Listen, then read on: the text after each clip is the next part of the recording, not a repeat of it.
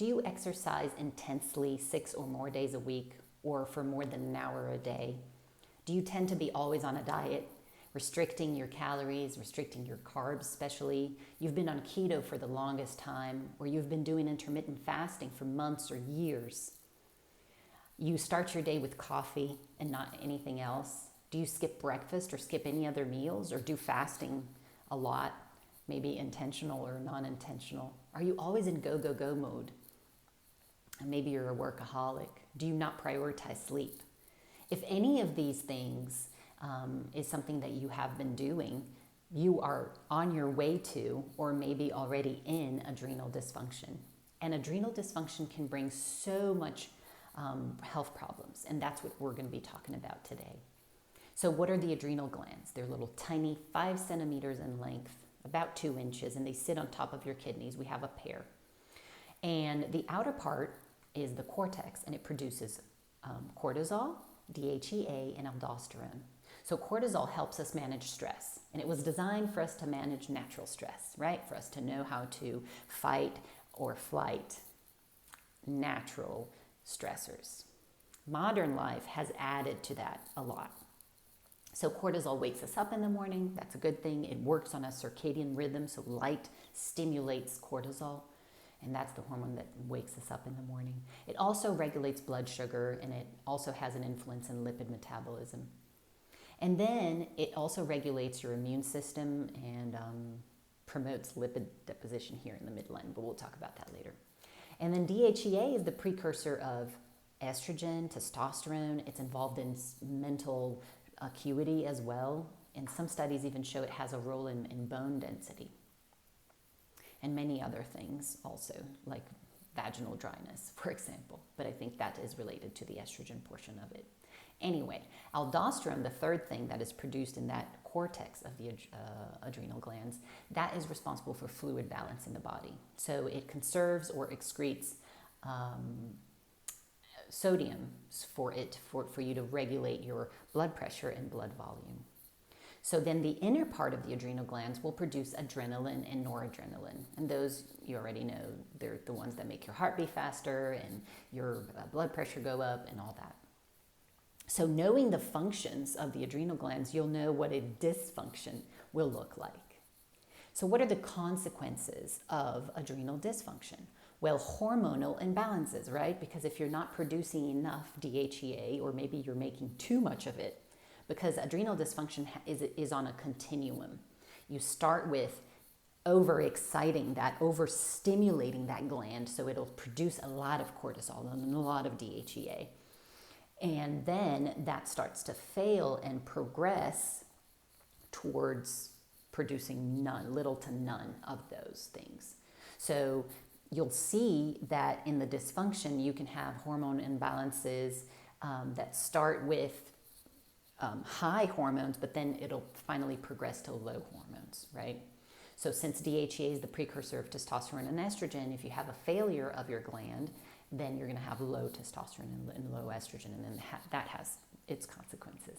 It also influences thyroid hormone, because when you're under stress, your body shuts down your metabolism. It's not time to have an active metabolism. It's time to concentrate on running from that tiger, right? It will cause the weight gain here in the middle section, because that's what cortisol does. It deposits that fat right here for protection, right? It's emergency. It's security fat. And when you're stressed, no matter how much you exercise or diet, you're still going to hold on to that fat. One, because your metabolism is slower, because you affected your thyroid hormones and your testosterone, for example, that helps you burn fat. But then also because of high cortisol will make you hold on to that fat. You can't lose weight, your blood sugar becomes imbalanced. So some people can even have a super strict diet, super low carb, but they can't lose weight because of that. And their blood sugar is weird. Like they're eating everything right, but their blood sugar is super high. That's because the cortisol is making that blood sugar high.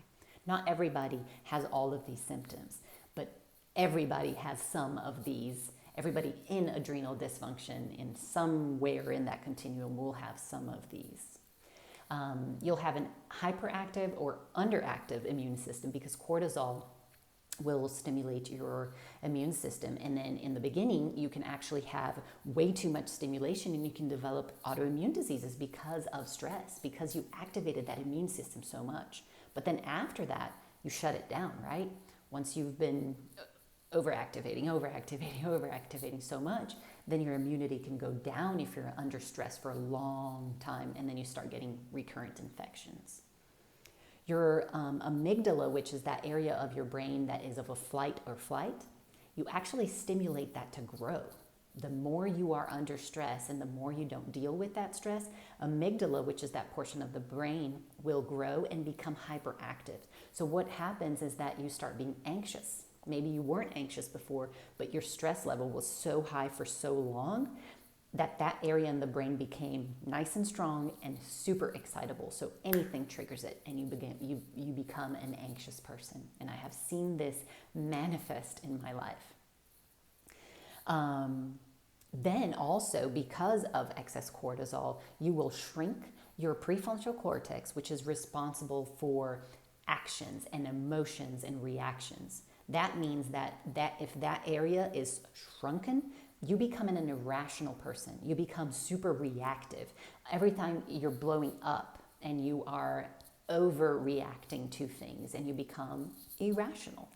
Because animals don't have the prefrontal cortex. We do. But if we're shrinking it with stress, we become acting like animals. The other thing that shrinks is the hippocampus. And the hippocampus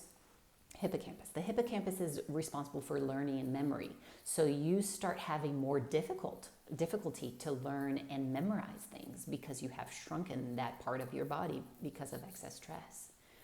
And it's all related to those little two tiny glands called the adrenals, because those are the ones that are producing the cortisol.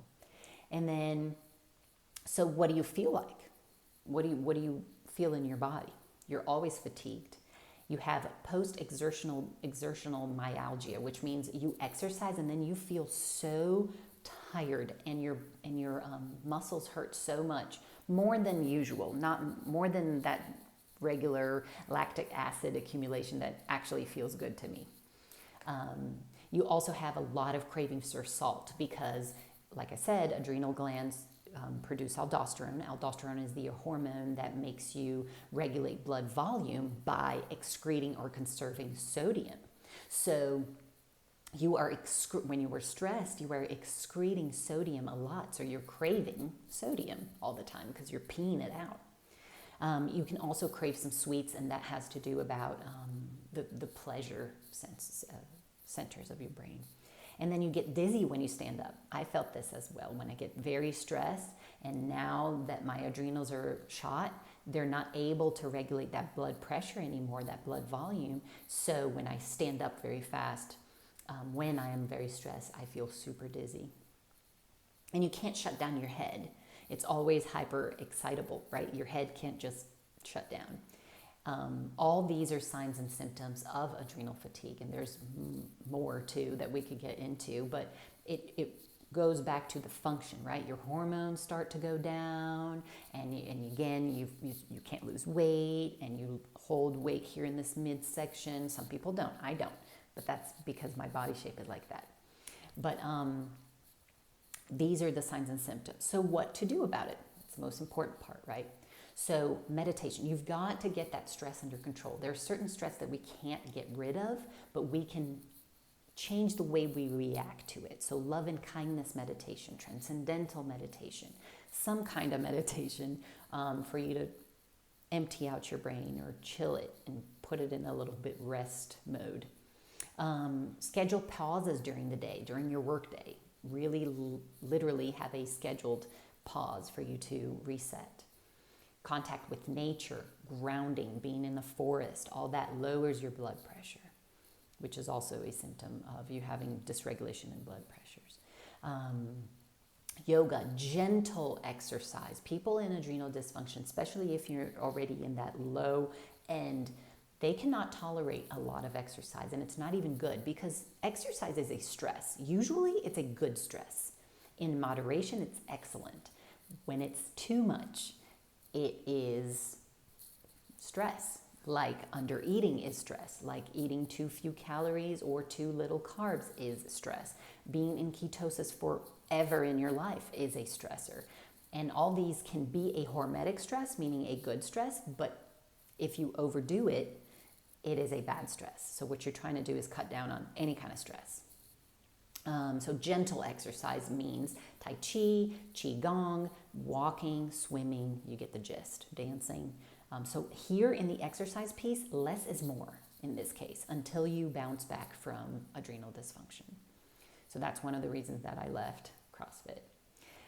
Respect your cycle if you're a woman. So there are certain parts, and I don't have time to go into this, but there are certain times in your cycle, in your menstrual cycle, that you're not supposed to be on go, go, go, go, exercise, exercise. There are certain days that you are supposed to chill, which are the bleeding days. So chill. Respect your cycle. Respect your body. If you're feeling tired, and it's not laziness, it's tiredness, go rest. Okay? Because adrenal dysfunction are usually manifest on those people that push themselves a lot. Definitely prioritize sleep, so scheduling the time to go to bed, scheduling a time to wake up. Do a circadian rhythm adjustments by being exposed to blue light, to sunlight in the day, using your blue light blocking glasses at night, having that power down hour, all that we always talk about here. Ask for help. You're overwhelmed, ask for help. Talk to somebody, get support, and deal with past traumas. Past traumas act on that amygdala portion of your body, leaving it very excitable. So if you deal with that trauma, it makes you calm down much more. And then you have to investigate for heavy metals and toxins, mycotoxins, environmental toxins, all that has an influence on your stress levels. That is a stressor to the body. So the diet needs to have enough carbohydrates. Quit doing this low carb forever and ever and ever. It is a strategy for weight loss. And you know how much I hate things that are just focused on weight loss because they're usually not healthy for you. And I do not by any means tell you to eat as many carbs as you want and the bad kinds of carbs, but for sure, put in those good carbs.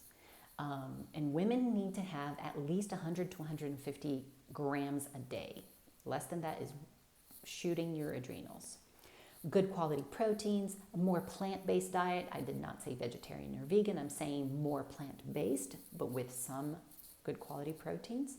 No processed foods. Sugars are very, very, very bad for your adrenals. Caffeine are also very bad for your adrenals. So while you're in treatment, you should back off from the caffeine, back off from the alcohol as well, because alcohol stimulates cortisol. And then supplements that you need, the vitamin C is very important for adrenal function. The adrenals have the highest concentration of vitamin C in the whole body. It uses a lot of vitamin C. So we need to replenish that while you are in treatment. B vitamins as well, all the minerals, so important since you're peeing it all out when you're stressed. You pee a lot of minerals out, not just sodium. Potassium as well, and magnesium and all that, especially magnesium, we lose a lot when we're stressed. So replenish those from foods, from adrenal, mocktails, with electrolyte drinks that are healthy. Please read the label. Most of them are not healthy. If you have a question, ask me on DM. And then herbs that will modulate that stress. They are called adaptogens. So cordyceps mushrooms, ashwagandha, rhodiola, Siberian ginseng. There are a ton of others, but these are the ones that I wanted to mention, but there are more that are adaptogens. And so this is what I wanted to tell you today because I see a lot of people with this. They are trying hard. They are doing their best. They think that they're doing the right thing. They think that they're exercising a lot and they are restricting their diet and they're being super strict and they still can't lose that weight. But the thing is, the weight is not even the problem. The problem is all the other consequences of you mistreating your adrenals. So they're tiny, they're sensitive, they're important. Take care of them.